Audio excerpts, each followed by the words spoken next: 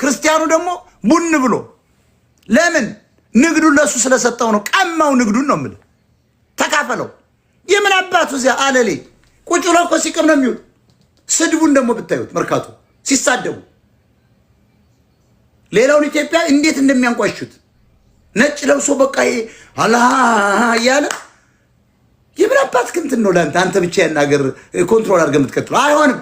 ክርስቲያን ንቃ፣ ንግዱን ሁሉ እናንተ የሚያዙ እስላም ብቻ መነገድ የለበት።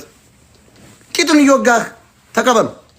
ያህያልሽ እንዴት አስጠላይ መሰላችሁ። አሁን እዚህ አሜሪካን ሀገር ፍሪደም ስለሆነ በጣም እየተቃወሟቸው። እኔ እስልምና ይጥፋ ክርስትና አልልም።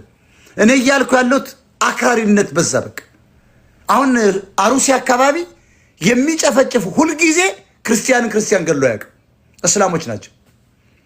ኦርቶዶክሶችም በኢትዮጵያ ውስጥ የሚያጭዷቸው አላሁ አክብር እያሉ ነው። ይሄ መታወቅ አለበት። አርሲ በየቀኑ ክርስቲያን ይገደላል። ጽንፈኛ ነው እስላም። አስረግጬ ነው የምነግርህ። ስልጤ ውስጥ ብታዩ ክርስቲያኖችን ነው የሚያርዷቸው እስላሞች። እንዴት ነጭ ናቸው ደግሞ ስልጤዎች። ከአረብ ሀገር መጣን ብሎ ነው የሚያስቡ።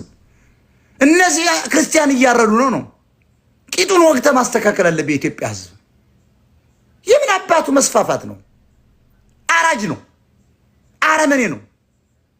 ሙሉን ክርስቲያን ሙሉን ሙስሊም ለማለት አይደለም። እስላሞች ግን ሁልጊዜ ያርዳሉ። ሊቢያ ላይ እኮ 30 ኢትዮጵያኖች ያረዱት አላሁ አክብር እያሉ ነው። አይተናል እኮ ያንን ማናባት ከዓለም የዘገበውን። ይሄ እስልምና እየተስፋፋ ነው ተብሎ አሁን አሜሪካኖች እንዳለ መነጋገሪያ ሆኗል። this is the Christian nation እየተባለ ነው። የኦባማ ያመጣበት መንገድ ራሱ ኦባማ ወደ ፍርድ ይምጣ እየተባለ እኮ ነው። እንዴት አድርጎ ነው እስላምን አሜሪካ ውስጥ በድብቅ ያስፋፋው ተብሏል። ስለዚህ አሁን ሴኔቱ እየተወያየበት ነው። ፕሬዚዳንት ኦባማ ወደ ህግ ቀርቦ መታሰር አለበት እየተባለ ነው። የመጣ ሁሉ ደግሞ ገዳይ ነው። እዚህ ውስጥ አሁን አሜሪካን ሀገር የሚገሉ ሁልጊዜ የሚያርዱ እስላሞች ናቸው። እነማንን? ነጮች። ሂዱ ዳታቤዙን ይዩት። እኔ አሁን ቅድም ኮምፒውተር ላይ ቁጭ ብያለሁ። ዳታቤዙ 99.99 እስላሞች ናቸው ነጮችን ያረዷቸው፣ በጥይት የመቷቸው። 9/11 ፔንታጎንን ያነደደው እስላም ነው። አላሁ አክብር እያለ ነው።